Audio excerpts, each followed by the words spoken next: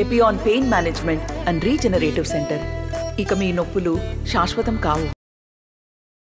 ఏపీలో జరిగే ఎన్నికలు సార్వత్రికంగా ఆసక్తిని రేపుతున్నాయి. తెలంగాణ నుంచి టీడీపీ నాయకులు వచ్చి ప్రచారం కొనసాగిస్తున్నారు. ఇక్కడ ఉన్నటువంటి అభ్యర్థులను గెలిపించాలని చెప్తున్నారు. మనతో మాట్లాడడానికి తెలంగాణ మాజీ మంత్రి కాటరగడ ప్రస్తుతం ఉన్నారు. మేడం చెప్పండి, ఈరోజు తెలంగాణ నుంచి ఇక్కడ ఏపీలో ఉన్నటువంటి టీడీపీ అభ్యర్థులను గెలిపించడానికి వచ్చారు. ఏపీ రాజకీయాలను ఎలా చూడండి? నేను తెలంగాణ నుంచి వచ్చి ఉండొచ్చండి, అది నా కర్మభూమి. వాస్తవానికి నేను ఆంధ్రదాన్ని. నా చదువు, విద్యార్థి నాయకురాలుగా, ఉద్యమకారిణిగా నేనంతా కూడా గడిచిందంతా కూడా గుంటూరు జిల్లా నిడుపురోలు. నేను ఆచార్య రంగా మనవరాలను అవుతాను. మేము రాజకీయాల్లో ఆంధ్ర వాళ్ళం, కానీ తెలంగాణలో సెటిలర్స్ ఫోరం కన్వీనర్ని కూడా నేను. ఎవరైతే ఆంధ్రప్రదేశ్లో వెళ్ళి తెలంగాణలో సెటిల్ అయ్యామో, సెటిల్ అయిన వాళ్ళంతా కూడా ఇవాళ మా పుట్టిల్లు, మా అత్తిళ్ళు అన్నీ కూడా ఆంధ్రప్రదేశ్. ఇక్కడ పరిస్థితులు చూస్తుంటే మాకు బేజారు అనిపిస్తూ ఉంది. ఎందువల్లంటే తెలంగాణలో ఇంత అరాచకం లేదు, ఇంత అన్యాయం లేదు. ప్రజలు మార్పును కోరుకున్నారు, కొత్త ప్రభుత్వాన్ని కూడా ఇవ్వడం జరిగింది, ఒక రాష్ట్రాన్ని కూడా సాకారం చేసుకున్నారు. కానీ ఇక్కడ పరిస్థితులు ఎలా ఉన్నాయంటే ప్రజలు మాట్లాడటానికి భయపడుతున్నారు. ప్రజలు వాళ్ళ యొక్క అభిప్రాయాలని నిక్కచ్చిగా వివరించడానికి భయపడుతున్నారు. ఇక్కడే డ్రోన్ను చూసుకున్నాం, ఇంతకుముందు వస్తున్న అనేక మంది కలవటం జరిగింది. వారు చెప్తుంది ఏంటంటే మా మంత్రి గారికి కనుక తెలిస్తే ఓటేసేప్పుడు మేము వేస్తాం. ఇది కరెక్ట్ కాదు. ఆ మంత్రి గారు ఒక రాష్ట్రంలో ఉన్నటువంటి సెక్రటేరియట్నే బిల్లుల కోసం తాకట్టు పెట్టినటువంటి వ్యక్తి. ఆర్థిక మంత్రిగా ఎక్కడ దేశంలోనో ప్రపంచంలో ఎక్కడ లేనటువంటి విధంగా రాజధాని లేనటువంటి రాష్ట్రానికి ఆయన ఆర్థిక మంత్రిగా పనిచేస్తూ ఆర్థిక వనరులన్నింటినీ కూడా నిర్వీర్యం చేసినటువంటి వ్యక్తి. అలాంటి అసమర్థుడికి ఓటు వేస్తామా?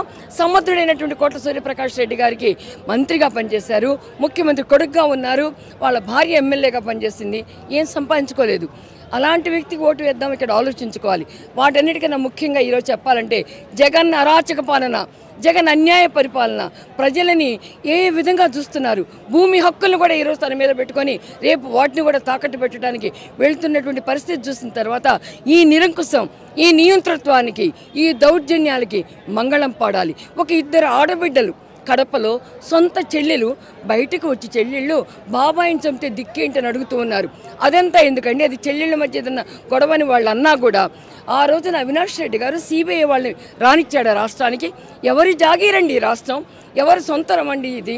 ఇక్కడ ఇలాంటివి కాదు. ప్రజాస్వామ్యం కావాలి, ప్రజల పాలన కావాలి, ప్రజాస్వామ్యంలో భాగస్వాములు కావాలి. అది ఇవ్వగలిగింది కేవలం కూటమి. ఈరోజు అంటే జగన్మోహన్ రెడ్డి కూడా చెప్తున్నారు, సంక్షేమ ఫలాలు ప్రతి ఇంటికి అందించాము, నేను మంచి చేశాను, మంచి చేస్తేనే నన్ను ఆదరించండి, ఓటు వేయండి అని చెప్పేటువంటి పరిస్థితి. ఆ ధైర్యాన్ని ఎలా చూడాలి? సార్, నేను ఒక ఆర్థిక శాస్త్రవేత్తను కూడా. సంక్షేమం, అభివృద్ధి రెండు సమపాళ్లలో నడవాలి.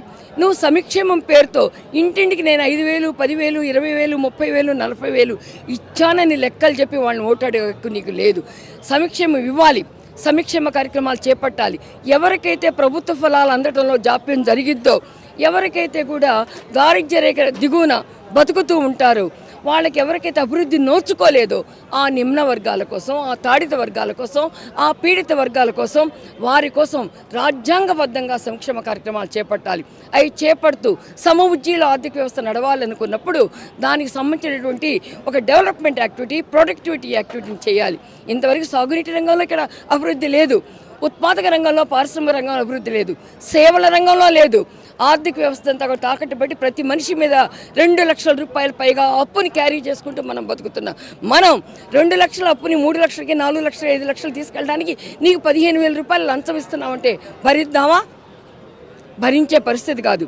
సంక్షేమం ఎప్పుడు ఉండాలి, ఇది సంక్షేమ వ్యవస్థ. కానీ ఆ సంక్షేమం అప్పులమయంతో కాదు. దేనికి అవసరం, ఎంత అవసరం, ఏ సమయంలో ఇవ్వాలని ఆ ముసుగు వేసుకొని మీకు ఇస్తున్నానని చెప్పి ఎవరినో పెట్టి లెక్కలు చూసి రేపొద్దు నేను అధికారంలో లేకపోతే ఆపడానికి ఎవడబ్బో సొత్తండి ఇది? తన ఇంట్లోంచి తెచ్చాడా, లోటస్ పాండ్ నుంచి తెచ్చాడా, తాడేపల్లి గుడి నుంచి, తాడేపల్లి ప్యాలెస్ నుంచి తెచ్చాడా, ఇడుపులపాయ నుంచి, ఎస్టేట్ నుంచి తెచ్చాడా? కాదే, ప్రజల ఖజానా నుంచి దోసుకుంటున్నాడు. మాది మాకివ్వడానికి ఆయన మాట్లాడేది ఏంటండి? అప్పు మా మీద లేకుండా అభివృద్ధిని అందించండి, అది కోరుకుంటాం. సంక్షేమంకి మొదట ఆరాధ్యుడు చంద్రబాబే.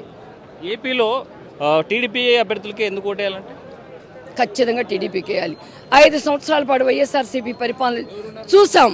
టీడీపీ క్యాండిడేట్స్కి వేయాలంటే అర్థం ఏంటంటే చంద్రబాబు నాయుడు గారి పరిపాలన కావాలని, నిష్పక్షపాతమైనటువంటి పరిపాలన, ప్రజారంజకమైనటువంటి పరిపాలన, ప్రజల వద్దకు వచ్చేటువంటి పరిపాలన, అభివృద్ధి చిరునామాగా మారేటువంటి పరిపాలన, ఇవన్నీ అందించగలిగిన సత్తా, వాటన్నిటి నుంచి వాక్ స్వాతంత్రాన్ని, స్వేచ్ఛని, సౌభ్రాతృత్వాన్ని ఇవ్వగలిగిన, సమాఖ్య స్ఫూర్తిని ఇవ్వగలిగినటువంటి వ్యవస్థను అందించగలిగేది, రాజధాని నిర్మాణం చేపట్టగలిగేది, రైతులకు న్యాయం చేసేది టీడీపీ కనుక. ఫైనల్గా ఏపీ ప్రజలకు మీరు ఏం చెప్పదలుచుకున్నారు?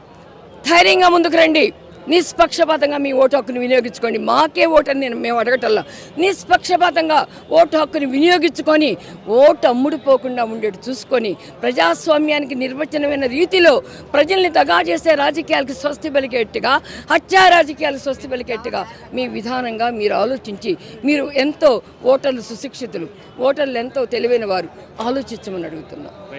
కాటగడ్డ ప్రసన్న ఓటే చెప్తున్నారు. ప్రజలు విజ్ఞతతో ఆలోచించాలి, మంచి చేసే వారికి ఓటేయండి, వచ్చేటువంటి ప్రజాపాలన అందించేటువంటి ప్రభుత్వాలను ఎంచుకోవాలని చెప్పేటువంటి పరిస్థితి. వీడియో జర్నలిస్ట్ చంద్రశేఖర్తో హుసేన్, ఆర్టీవీ, కర్నూలు. నమస్తే అండి.